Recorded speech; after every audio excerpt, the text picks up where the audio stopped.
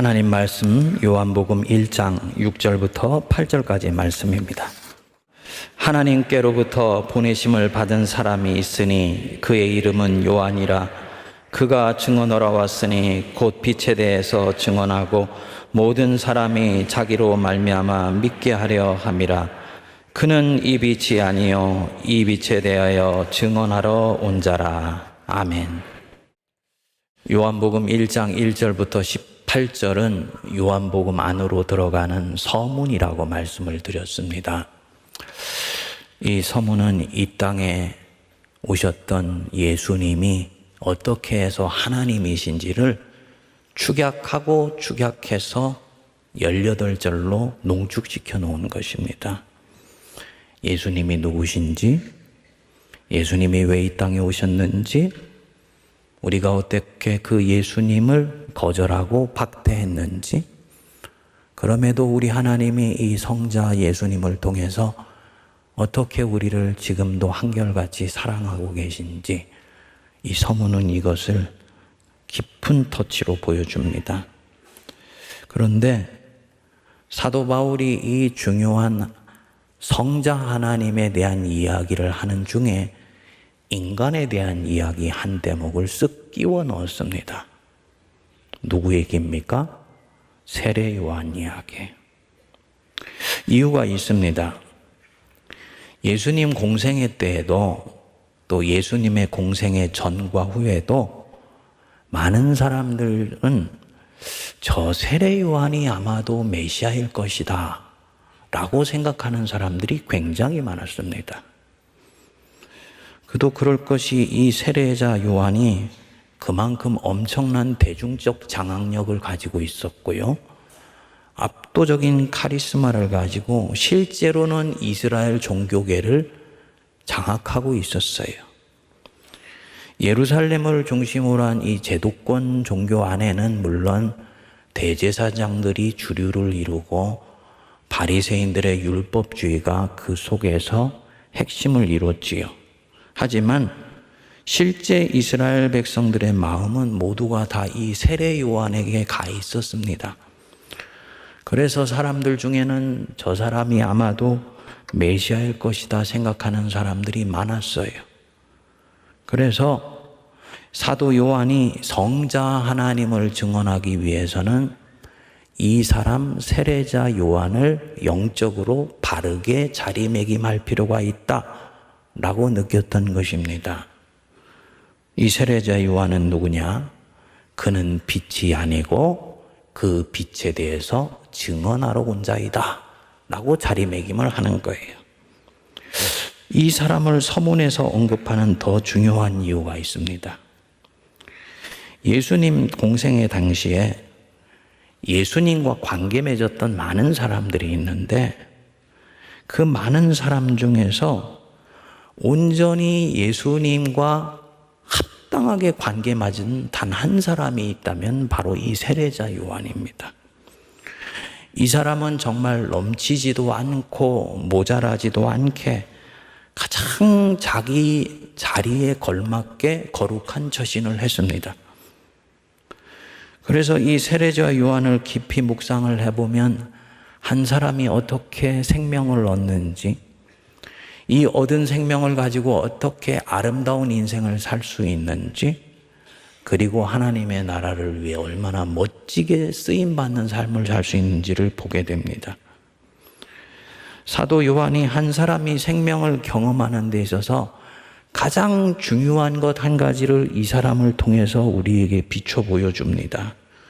뭐냐 하면 나는 누구인가? 요거를 자각하는 거예요.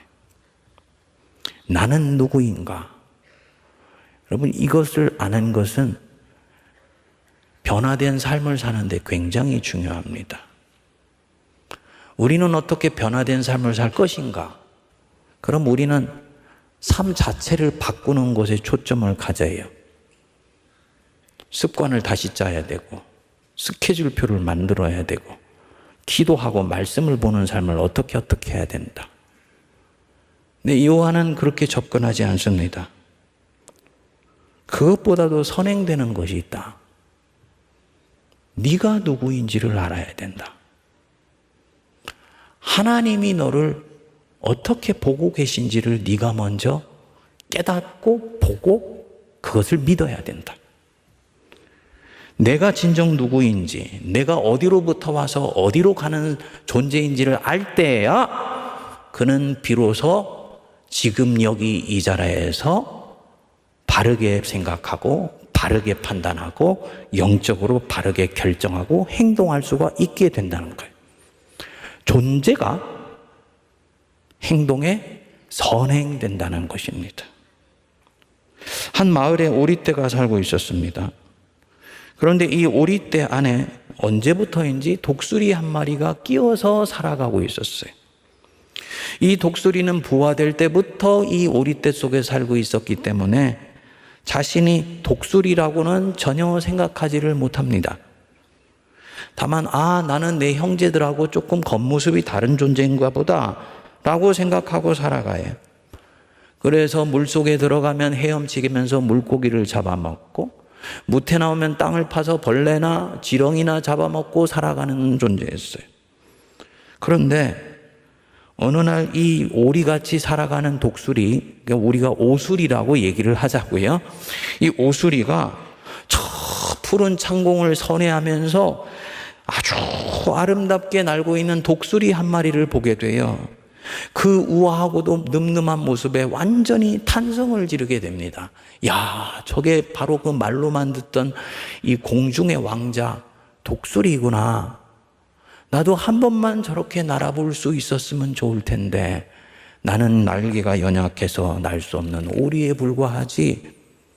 스스로 고개를 떨구고 자주 섞인 한숨을 쉬는데 이 창공을 날던 독수리가 무엇을 보았는지 갑자기 쏜살같이 자기를 향해 내리꽂히는 겁니다.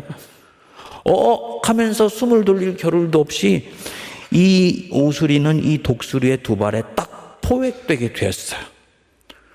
이렇게 해서 잡아먹히고 끝나는구나 싶었는데 이 독수리의 입에서 의외의 말이 나와요. 너는 나와 같은 독수리인데 왜 오리뜰 속에서 살고 있니? 그렇게 말하고는 자기의 부리를 만져보게 하고 두 발을 만져보게, 그 몸의 깃털과 날개의 골격을 일일이 살펴보게 했어요.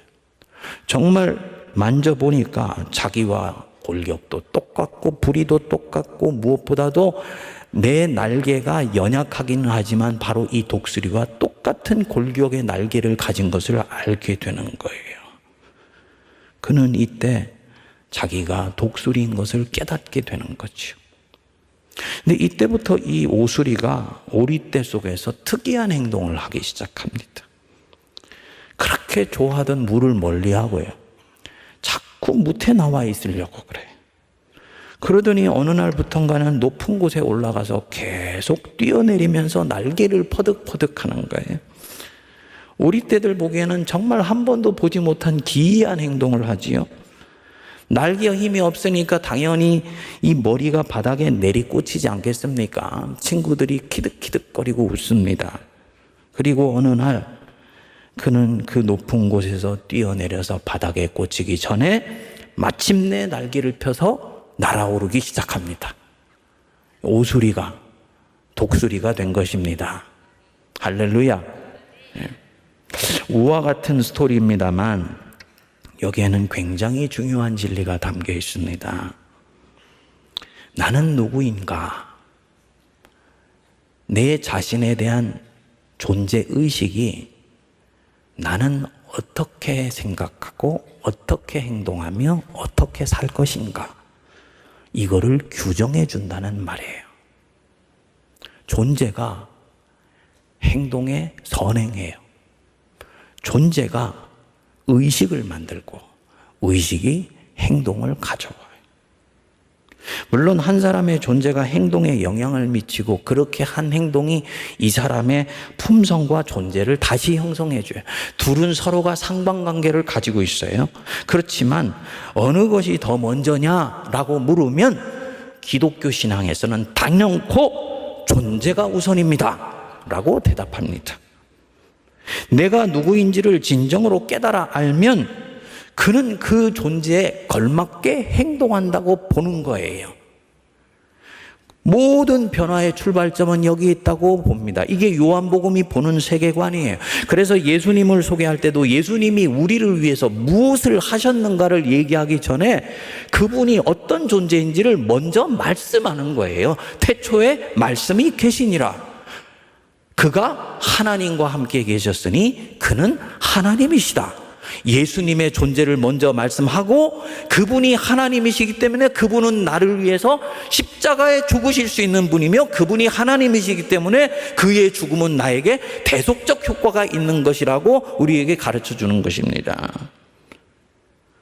그리고 바로 이 존재가 무엇인지를 알게 되면 여기서 이 사람은 변화가 일어난다고 봅니다. 세례자 요한은 누구입니까? 6절 우리 한번 같이 읽어보겠습니다. 하나님께로부터 보내심을 받은 사람이 있으니 그의 이름은 요한이라. 세례자 요한은 누구라고요? 그는 하나님께로부터 보내심을 받은 사람이다. 헬라어 원어로는 안스로포스 아페스탈메노스 파라데우. 안스로포스 아시죠? 네오 안스로포스 할 때 그 안스로포스예요. 인간이에요. 어떤 인간이냐? 아페스탈메노스, 아포스톨로스, 사도라는 말과 똑같은 어원을 가진 거예요. 사도, 보내심을 받은 자, 파송된 자죠. 왕으로부터 특정한 사명, 공적 목적을 가지고 어느 지역에 파송된 자, 사도예요. 그러니까 이 세례자 요한은 공적인 목적을 가지고 보냄을 받은 사람이다. 중요한 것은요, 누구로부터 파송되었느냐입니다. 이것에 따라서 이 사람의 존재의 뿌리, 존재 근원, 존재 출처, 존재의 본질이 달라지게 됩니다. 누구냐? 파라데우. 파라. 뭐뭐로부터? 누구로부터? 하나님으로부터 보내심을 받은 자다. 그가 바로 세례자 요한이다. 당연히 존재가 그러하니까 이 사람은 이제 그렇게 살아가게 되는 겁니다. 세례자 요한만의 얘기가 아니라고 요한은 봅니다. 요한복음은 이 존재됨을 확산시킵니다. 13절을 보시면 이는 혈통으로나 육정으로나 사람의 뜻으로 나지 아니하고 그때 뭐라고 했습니까? 오직 하나님께로부터 난 자들이다. 하나님께로부터 난 자, 똑같은 어원이에요. 어떤 사람이 하나님께로부터 난 자들이라는 것이냐? 12절입니다.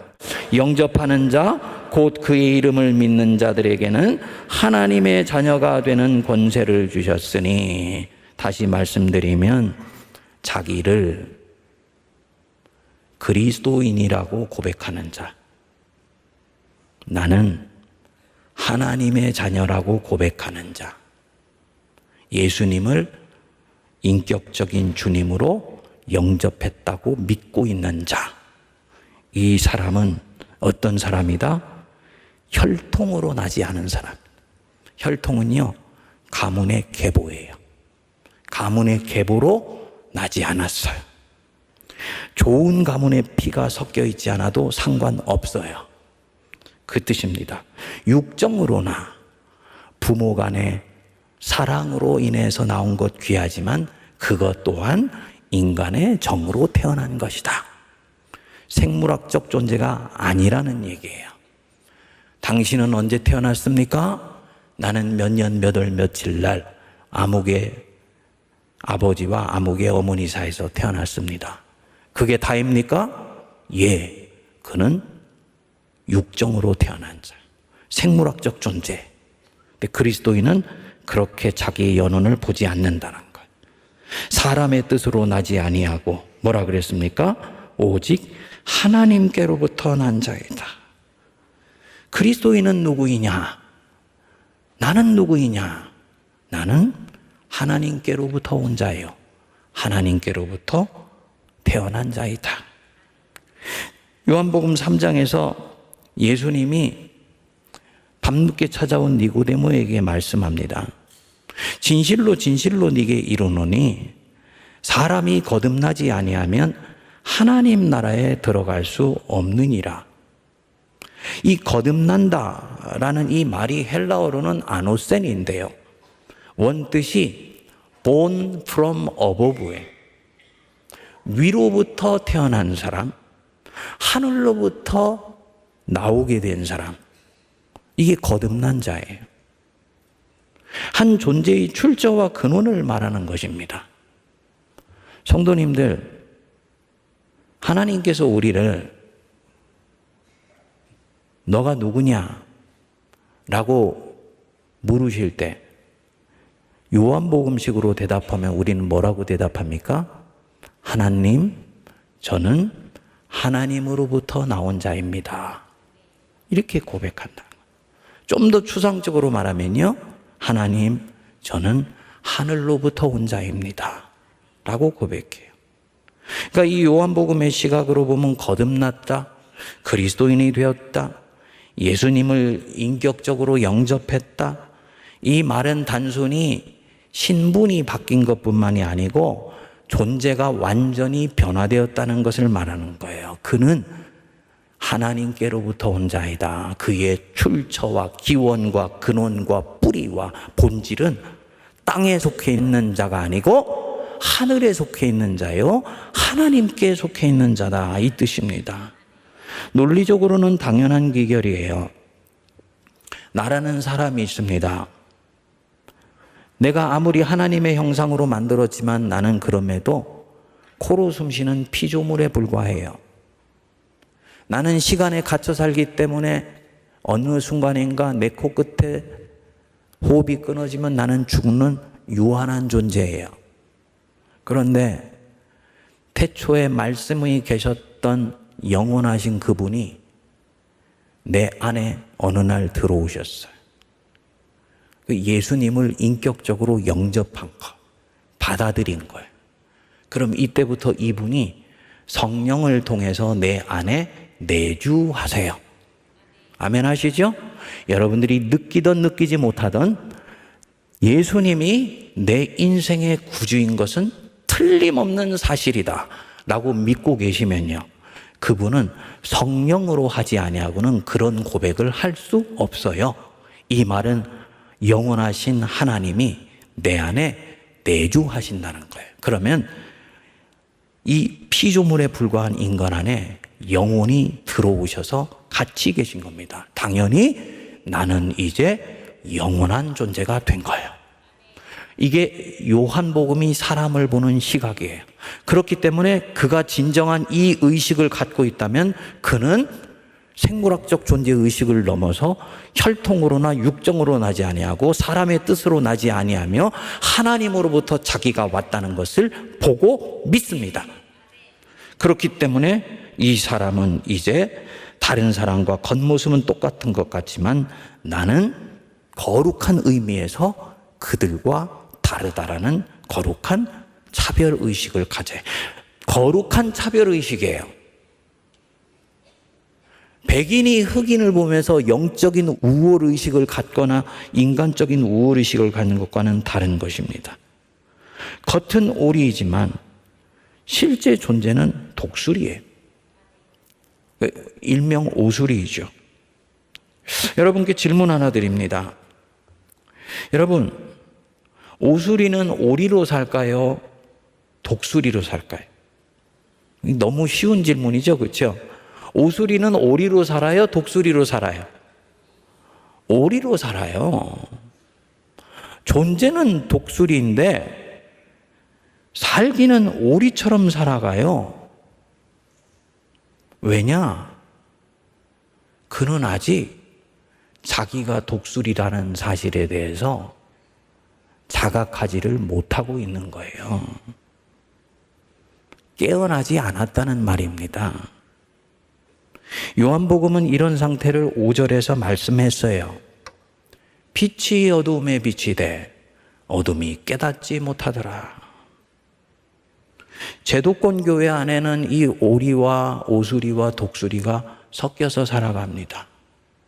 근데 많은 성도들이 사실은 독수리인데 오리처럼 살아가는 오수리로 살아가. 우리 세문안교회 성도님들 중에는 한 분도 없으니까 염려하지 마세요. 괜히 내가 그렇지 않은가 생각하실 필요 없어요. 이 오리는 아직 진리를 만나지 못한 사람, 그래서 진리를 찾아다니고 있는 사람, 구도자예요.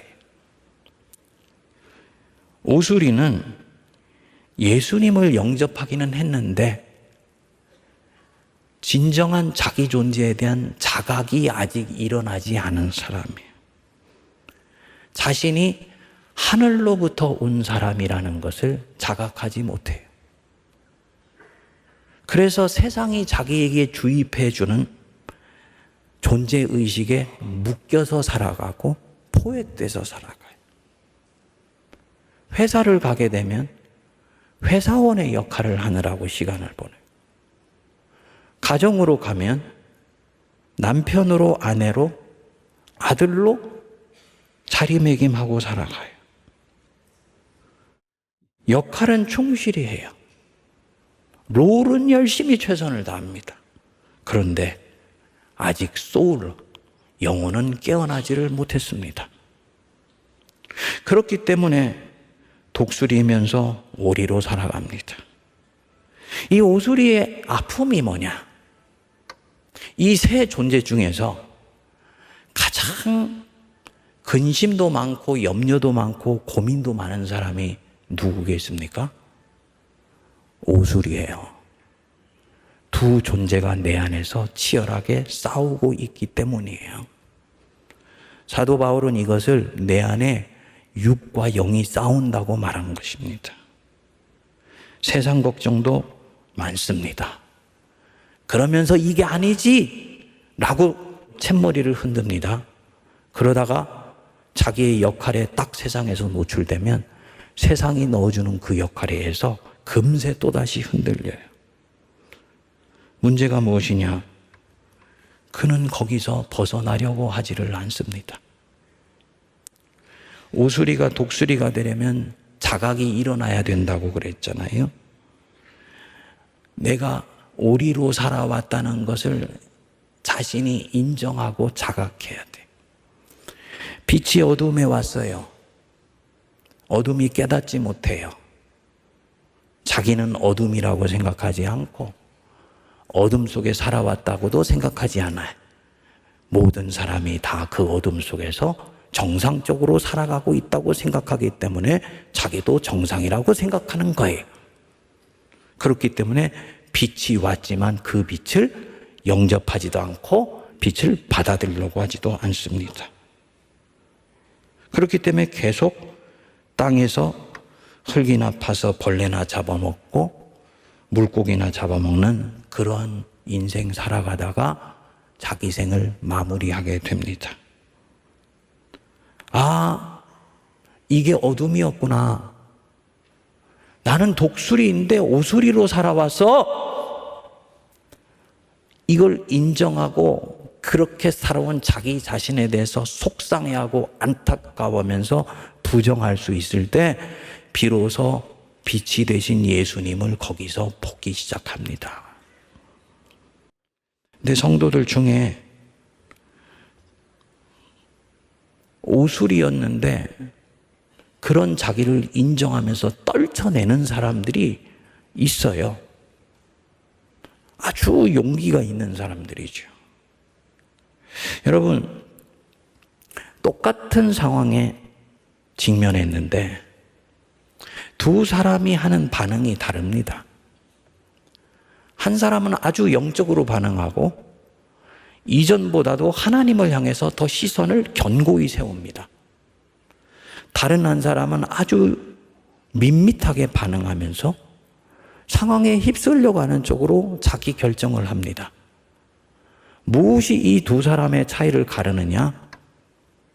그 사람이 얼마나 영적인 것에 욕심과 열망을 가지고 있느냐, 여기에서 결정돼. 예수님이 말씀하셨어요. 천국은 침노하는 자의 것이다.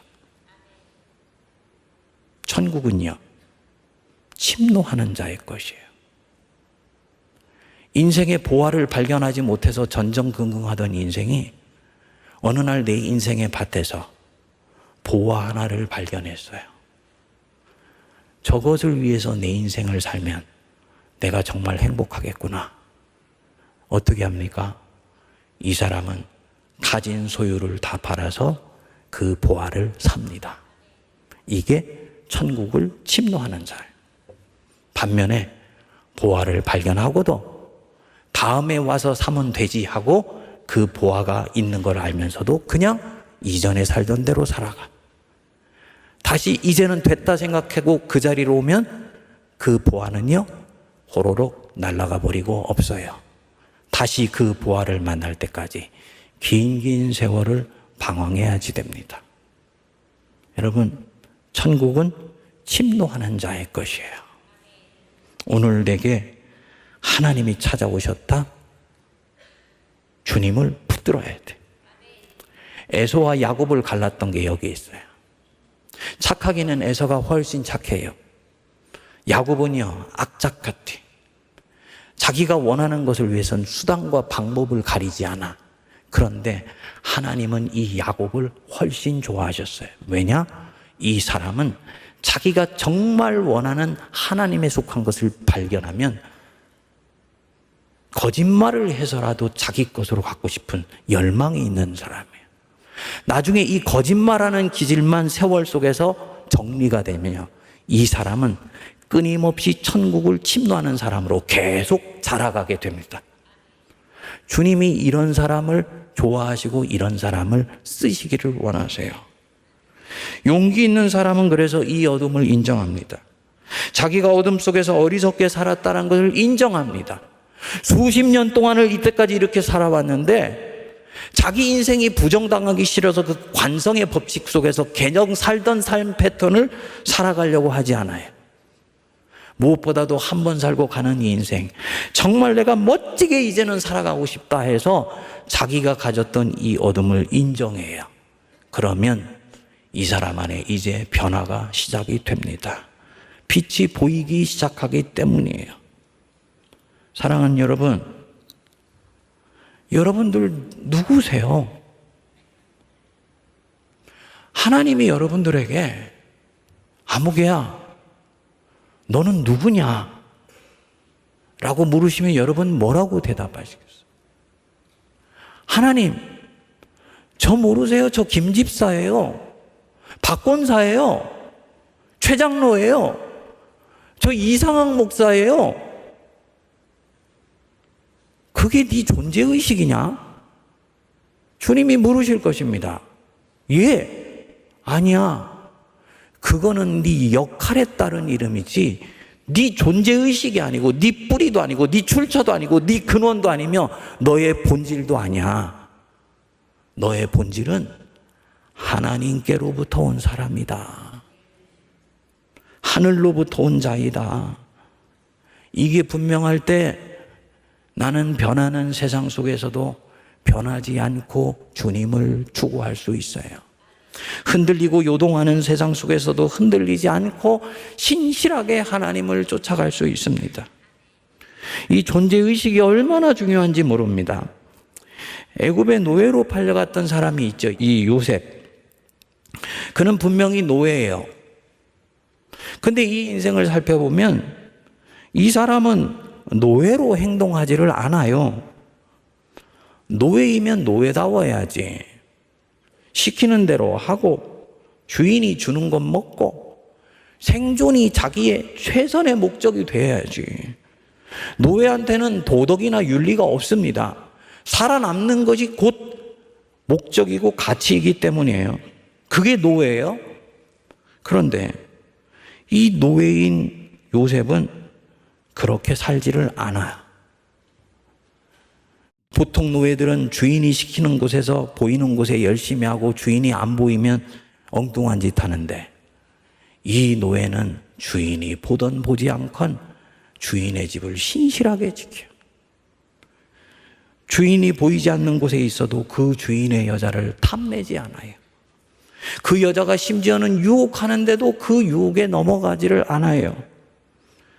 이 고대 세계 바벨론 세계와 이 이집트는 노예제 사회였습니다. 이 고대의 모든 주인은 나이가 들면 젊은 노예 하나를 남자 주인이건 여자 주인이건 옆에 성적인 놀이개로 끼고 살았어요. 그리고 그 떡고물을 이 노예들한테 나눠주는 거예요. 그러니까 노예들은 주인의 성적 놀이개가 되는 것을 전혀 마다하지 않았습니다. 그게 당시의 문화고 풍습이었습니다. 그런데 이 요셉은 그렇게 살지 않는 겁니다. 노예인데 한 인간으로서의 품격과 존엄성을 자기가 스스로 지키면서 살아가요. 결국은 보디발의 아내 청을 거절한 것으로 인해서 깜빵에 가게 됐죠. 옆에 있는 노예들은 이 요셉이 처신하는 것을 보고 도대체 이해를 할 수 없었을 것입니다. 왜 저렇게 고생을 사서 할까? 근데 왜 이렇게 했을까요? 요셉은 자기의 존재를 노예로 규정하지 않아요. 자신은 노예이기 전에 하나님의 자녀이다. 나는 하나님의 백성이요 왕이신 하나님의 나라의 시민이다. 그렇기 때문에 나는 하나님의 자녀답게 하나님 백성답게 생각하고 판단하고 결정하고 행동할 것이다. 이것은 상황에 의해서 흔들리는 일이 아니며 하나님 앞에서 내가 정해서 그렇게 가는 걸음이다 라고 보고 사는 거예요. 요한복음식으로 치면 하나님께로부터 온 사람이기 때문에 땅의 상황에 의해 흔들리지 않는 것입니다. 여러분, 바른 존재의식이 진정 나로 하여금 인간답게 처신하게 만듭니다. 세상의 풍속 쫓아가지 마십시오. 오늘날 한국교회 이 교회의 타락은 이 존재의식이 어느 날부턴가 없어졌기 때문이에요. 사실 우리 자신이 하나님께로부터 온 자들이라고 성경이 말하기 때문에 얘기하지만 여러분들 중에 이 한 구가 가슴에 절절히 와닿는 사람이 과연 몇 명이나 있을까요? 이유가 명료해요. 요한복음이 쓰여질 당시에는 믿지 않는 사람들도 자기의 존재 근원을 하늘에 두고 살아가는 사람들이 굉장히 많았어요. 그 근원이 하나님이냐 그냥 신이냐 아니면 제우스냐 이것만 달랐을 뿐이에요. 오늘날의 이 21세기 물질 만능주의 사회 사는 사람들은요 전부 땅에다 근원을 두고 살아가기 때문에 그걸 현실인식이라고 생각하고 살기 때문에 내가 하늘로부터 왔다는 얘기는 공중의 방망이다는 얘기 같고 공중에 뜬 얘기처럼 들리는 거예요. 그러니까 이 얘기를 들어도 가슴이 뛰지를 않고 멍멍. 성령께서 우리 각자의 심령 속에 역사하시게 되길 간절히 기도합니다. 하나님, 내가 하나님께로부터 온 자라는 건 내게 보여지게 해주십시오. 내게 만져지게 해주십시오. 내게 경험되게 하여 주십시오. 이게 없으니까 오늘날 교회가 처신하는 것을 보면 세상 사람들과 별반 다를 바가 없어요. 제가 언젠가 한번 경상도에 포항 근처를 갔는데 아주 속상한 얘기를 듣게 됐어요. 목사님이 그 교회에서 19년을 사역을 하셨어요. 1년 지나면 이제 총액교단법으로 원로 목사가 되는 거예요. 원로 목사가 되면 기본적으로 대우해 드려야 되는 게 있잖아요. 교회 장로님들과 교회가 그게 싫었던 거예요. 어떻게 했냐면 19년 반 목회하시게 하고 옆에 있는 교회하고 목사님을 맞바꿨어요.